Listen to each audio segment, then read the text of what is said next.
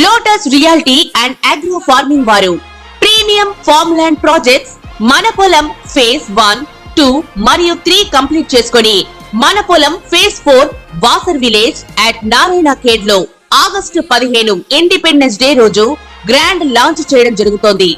Launching మరియు independence day సందర్భంగా 5 guntas land out rate లో బుక్ చేసుకున్న వారికి 1,50,000 రూపాయల డిస్కౌంట్ తో పాటు 2 గ్రాముల గోల్డ్ ఫ్రీగా ఇస్తున్నారు. పూర్తి వివరాలకు సంప్రదించండి. ఓం మహాగణాధిపతయే నమః. ఓం గురుభ్యో నమః. ఓం శ్రీమాత్రే నమః. ప్రేక్షకులకి ఈరోజు మనం చెప్పుకోబోయే టాపిక్ ఏమిటి అంటే, మనకు చూడండి లైఫ్లో చాలా అంశాలు ఒక్కొక్కసారి ఏమవుతుంటుందంటే అది ఇంకా ఆగిపోయినట్టుగా ఉంటుంది లైఫ్లో.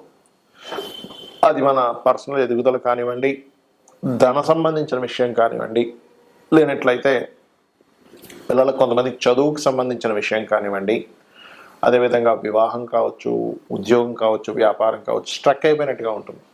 అసలు 12 లగ్నాల వాళ్ళకి ఇది ఎందుకు జరుగుతుంది, దీనికి పరిహారం ఏమిటి, దీనికి ఏమైనా రాహుకేతు సంబంధం ఉంటుందా అనేటువంటి అనేకమైన అంశాలు, అదేవిధంగా ఇక్కడ జాతకం ఉంటే ఓకే, మరి జాతకం లేనటువంటి వారు ఇలా ఆగిపోయినప్పుడు అసలు ఏం చేసుకోవాలి అనేటువంటి విషయాలు చెప్తుంది. నేనైనప్పటికీ కూడా చెప్పిస్తుంది సాక్షాత్ లలిత అమ్మవారిగా భావిస్తూ ఒక్కొక్క లగ్నం తెలియని వారి రాశి నుంచి మనం చూసుకుందాం. మిథున లగ్నము, మిథున రాశి. మీకు పర్టికులర్గా ఈ సర్పదోషం నేను మీకు ఇందాక చెప్పాను ఏమిటంటే, సర్పదోషం అనేటువంటిది ఎక్కువగా ఏ రాశుల్లో పనిచేస్తుంది అంటే, మీ లగ్నం నుంచి మిథునం నుంచి మూడో స్థానంలో అంటే రవి యొక్క రాశుల్లో అంటే కుజుడి యొక్క రాశుల్లో 6, 11 స్థానంలో ఎక్కువగా మీకు ప్రభావం చూపిస్తూ ఉంటుంది. 3వ స్థానంలో మీకు ఉదాహరణకి రవి వెళ్ళి అక్కడ కూర్చున్నాడు అంటే వేరే కాంబినేషన్స్ ద్వారా వస్తుంది అనుకోండి. అది ఏ కాంబినేషన్ ఉందో ఆ కాంబినేషన్కి సంబంధించినటువంటి గ్రహారాధన చేయాలి, ఏ స్థానంలో ఉందో. బట్ నేను మీకు బేసిక్గా చెప్తున్నాను. ఇక్కడ మీకు ఉదాహరణకి రాహు వెళ్ళి రవి రాశిలో కూర్చున్నాడు, అది 3వ స్థానమైంది మిథున లగ్నాత్. అప్పుడు మీరు ముఖ్యంగా తీసుకోవాల్సిన జాగ్రత్త ఏంటంటే, మీ యొక్క తండ్రి గారితో లేదా తండ్రి యొక్క బంధువులతోని లేదా ఏదో ఒక గవర్నమెంట్ అగ్రిమెంట్స్ ఉంటాయి, అగ్రిమెంట్స్ చేసేటప్పుడు కాస్త జాగ్రత్తగా ఉండాలి. ఇక్కడే మీరు ఇరుక్కుంటారు లైఫ్లో. అలాగే అంటే ఒక్కొక్కసారి కొంతమందికి అది 4వ స్థానం అయింది అనుకోండి, అప్పుడు ఎడ్యుకేషన్ మీద చూపిస్తుంది. అయితే ఇక్కడ ఇంకొక విషయం ఏంటంటే, ఈ రాహు వెళ్ళి వృశ్చిక రాశి అంటే మీ లగ్నాత్ 6వ స్థానంలో ఉన్నాడు. అప్పుడు అప్పులు ఇవ్వడం ద్వారా ఇరుక్కుంటారు. లాంగ్ టర్మ్ అప్పు ఏదో ఎవరో తీసుకుంటారు, లేకపోతే ఇంకొక వేరే వాళ్ళ అప్పు కోసం వెళ్ళినప్పుడు మీరు మధ్యవర్తిత్వంగా ఉండి వాళ్ళకి ఇప్పించి మీ యొక్క హామీ మీద తర్వాత వాళ్ళు ఎగ్గొట్టడం వల్ల మిమ్మల్ని ఇబ్బంది పెట్టడం, ఇటువంటివి ఎక్కువగా జరుగుతాయి. అదేవిధంగా రాహు కనుక ఏకాదశంలో ఉన్నాడు అనుకోండి, అంటే 11th హౌస్లో ఉన్నాడు అనుకోండి. 11th హౌస్లో ఉన్నప్పుడు ఏమవుతుందంటే సర్వసాధారణంగా మీకు సర్వసాధారణంగా రాహు 6, 11 స్థానాలు మంచివని చెప్తారు, అందులో ఎటువంటి డౌట్ లేదు. కానీ కొన్ని లగ్నాలకి అది మంచి చేస్తూ ఒక తీవ్రమైనటువంటి విషయాన్ని కూడా ఇస్తూ ఉంటుంది. 6వ స్థానం సహజంగా రాహు కానీ కుజుడు కానీ కొన్ని పాపగ్రహాలకి ఏం చెప్తారు ఏమంటే, 6వ స్థానంలో పాపగ్రహాలు అంటే పరాక్రమం ఎక్కువ ఉంటుంది, శత్రునాశనం 100% అందులో డౌట్ లేదు. అందులో పర్టికులర్గా కుజుడు, రాహు లాంటి గ్రహాలు మరింత శత్రునాశనాన్ని ఇస్తాయి. కానీ ఇక్కడ ఇది సర్పదోషంతో కూడినటువంటి సంబంధం. అంటే ఏమిటి, శత్రుత్వాలను అనవసరంగా ఎక్కువ పెంచుకోకూడదు. 6లో కనుక మీకు రాహు ఉన్నాడు మిథున లగ్నానికి. మరి ఎలాగంటే శత్రువులు తగ్గాలి అంటే, ఒకటే మీరు దగ్గరలో ఉండే శివాలయానికి వెళ్ళి అక్కడ అభిషేకం చేయడం మీరు చేస్తూ ఉండడం, దుర్గా సూక్తం చదవడం చేస్తూ శత్రుత్వాలు తగ్గుతాయి. మరి లాభంలో ఉన్నాడు అంటారు, మంచిది అంటారు కదా, మరి ఇక్కడేమో సర్పదోషం కూడా ఉంది అంటే ఒకటే గుర్తుపెట్టుకోండి, మీకు లాభాలు వస్తాయి. ఎలా వస్తాయి, విదేశీ సంబంధంగాను, కొన్ని యాప్స్ మూలంగాను, లేదా ఆన్లైన్ ద్వారా మీరు చేసే బిజినెస్ వల్ల వస్తాయి, అందులో ఎటువంటి డౌట్ లేదు. కానీ ఇది కుజుడు యొక్క రాశుల్లో ఉన్నందుకు మీరు చేసే బిజినెస్లో తొందరపాటు నిర్ణయాలు, అగ్రెసివ్ నిర్ణయాలు ఎప్పుడైతే తీసుకుంటారో అక్కడ మీకు ఇబ్బంది అనేటువంటిది క్రియేట్ అవుతుంది. అంటే ఇక్కడ మీరు అర్థం చేసుకోవాల్సింది ఏమిటంటే, బిజినెస్లో ఉన్నాము, సహజంగానే మిథున లగ్నం అంటేనే బిజినెస్ ఉంటుంది, కొంచెం బాగా తెలివితేటలుగా ఉంటారు. కానీ లాభరాహు అగ్రెసివ్ ఫైరీ సైన్లో ఉండేటువంటి రాహు ఇచ్చే రిజల్ట్ ఏమిటంటే, అటువంటి రిజల్ట్ ఇవ్వడం ద్వారా అది ఇబ్బంది అనేటువంటిది కలుగుతుంది. మరి దీనికి ఏం చేయాలి, ఎప్పుడైనా ఒకటే గుర్తుపెట్టుకోండి, రాహు యొక్క ప్రభావం ఎక్కువగా ఉంది అంటే మీరు సర్పసూక్త పారాయణం చేయడము, లేనట్లయితే నరసింహస్వామి యొక్క ఆరాధన చేయడము, దుర్గా ఆరాధన చేయడము, రాహుకేతు దీపారాధన చేయడము, కాళహస్తి వెళ్ళడం, ఇవి చేయండి, అనే విధానం బాగుంటుంది. చాలామందికి లగ్నం కానీ రాశి కానీ నక్షత్రం కానీ తెలియదు. వాళ్ళు పుట్టినప్పుడు ఏ నక్షత్రం ఉందనేటువంటిది. మరి అలాంటి వాళ్ళు ఏం చేయాలి? ఇక్కడ మనకి వేదాల్లో చెప్పినటువంటి కొన్ని అద్భుతమైన అంశాలు నేను మీకు ఇప్పుడు షేర్ చేస్తాను. ఎవరికైనా కానీ గుర్తుపెట్టుకోండి, బాగా అసలు ముందుకు కదలట్లేదు అన్నప్పుడు వాళ్ళు ముఖ్యంగా సర్పసూక్త పారాయణం, అగ్నిసూక్త పారాయణం చేసుకుంటుండాలి.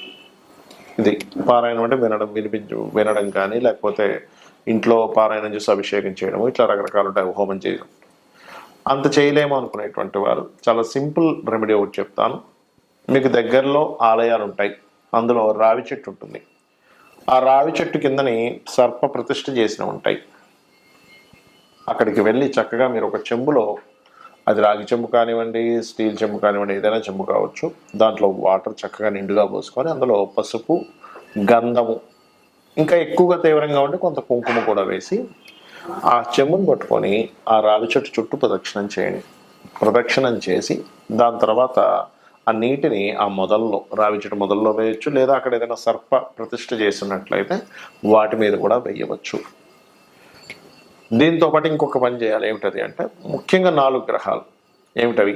కర్మకారకుడైనటువంటి శని భగవానుడు, అంటే మన కర్మ బట్టే కదా ఇట్లా ఉంది పరిస్థితి, కాబట్టి కర్మకారకుడైనటువంటి శని భగవానుడికి, మరియు కుజుడికి, కుజగ్రహానికి, రాహువు, కేతువు, ఈ 4 గ్రహాల దగ్గర దీపారాధన చేయండి.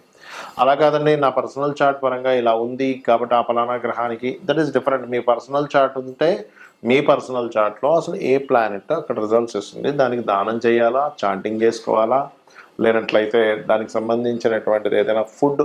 కొన్నిసార్లు ఎలా ఉంటుందంటే, సన్ బాగా పాడైపోయాడు, ఎక్కువ గోధుమలు తింటుండడం వల్ల ఎక్కువ ఇబ్బంది వస్తూ ఉంటుంది.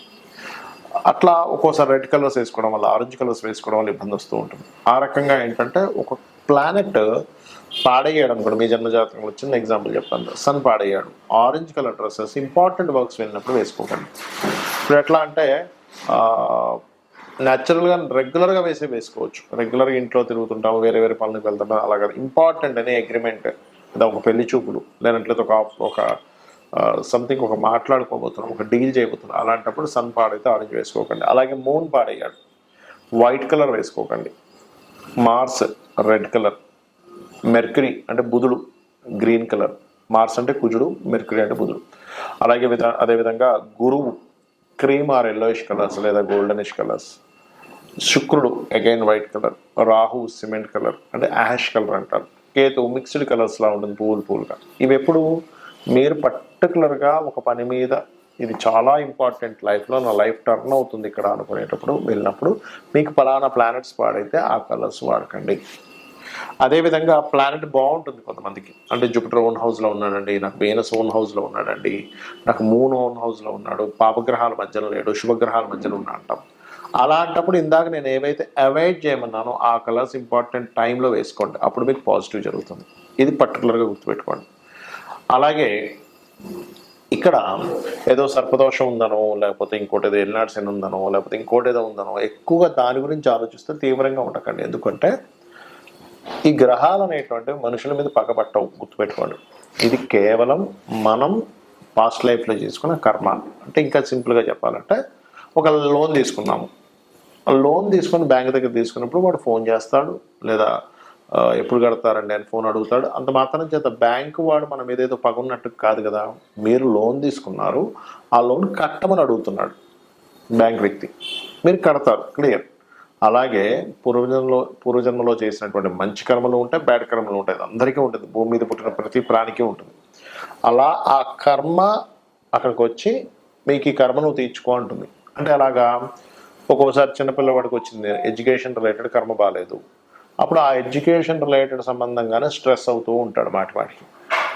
అలా కాకుండా వివాహ సంబంధించిన విషయం బాగాలేదు, వివాహం విషయంలోనే స్ట్రెస్ అవుతుంటాడు. అంటే ఏమిటి, నువ్వు స్ట్రెస్ అవుతూ దాని గురించి ఎక్కువ కష్టపడుతున్నావు అంటే సంథింగ్ కర్మ అక్కడ కనెక్ట్ అయింది.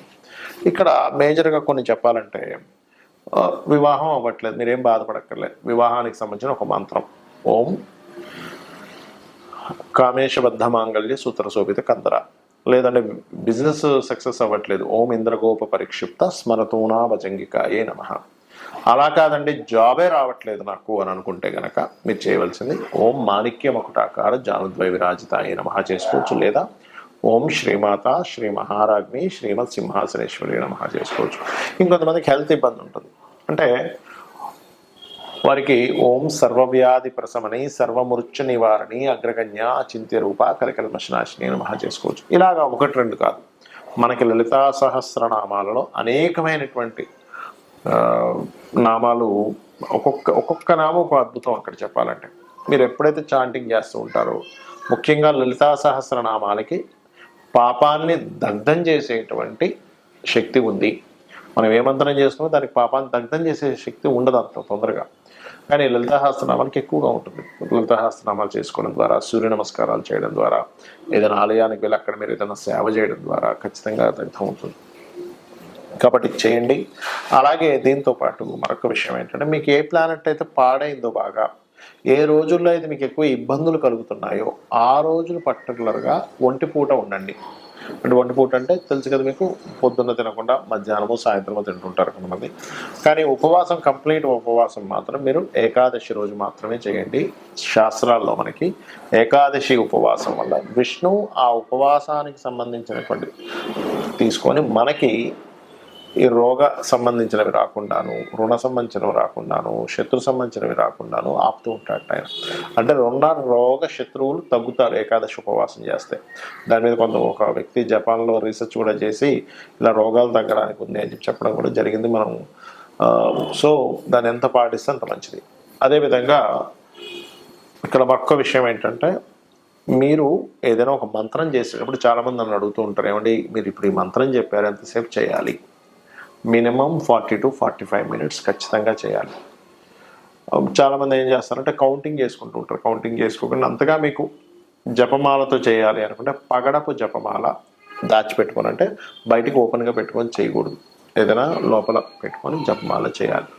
పగడపు మాలతో చేస్తే తొందరగా ఫలితం కూడా వస్తుంది జపమాల. సో ఇది చేయండి. మీకు పర్టికులర్గా మీరు ఏదైతే ఈ ఇబ్బందులతో ఉన్నారో ఆ ఇబ్బందులతో ఉన్నానని మాటిమాటికి చాంటింగ్ చేయకండి. ఈ ఇబ్బందుల నుంచి నేను ఈ రకంగా బయటపడతాను అని ఫీల్ అవ్వండి. ఇబ్బందులతో ఉన్న ప్రతి వ్యక్తి చేసే మెయిన్ మిస్టేక్ అదే, అమ్మో ఇబ్బందుల్లో ఎలాగ అనుకుంటారు కాదు. ఈ ఇబ్బంది ఇలా క్లియర్ అవుతుంది, ఈ మార్గంలో క్లియర్ అవుతుంది, నేను ఇంత మెంటల్గా ఇంత స్ట్రాంగ్గా ఉంటే క్లియర్ అవుతుంది, నేను ఈ దేవతా స్వరూపాన్ని పట్టుకుంటే అవుతుంది, నేను ఇంత వర్క్ చేస్తే అవుతుంది. ఈ పాజిటివ్ దీంట్లో వెళ్ళండి, ఖచ్చితంగా అన్ని విధాలు బాగుంటుంది. ఆ అమ్మవారి యొక్క అనుగ్రహం కూడా మీకు పరిపూర్ణంగా కలగాలని మనస్ఫూర్తిగా కోరుకుంటూ శ్రీమాత్రే నమః.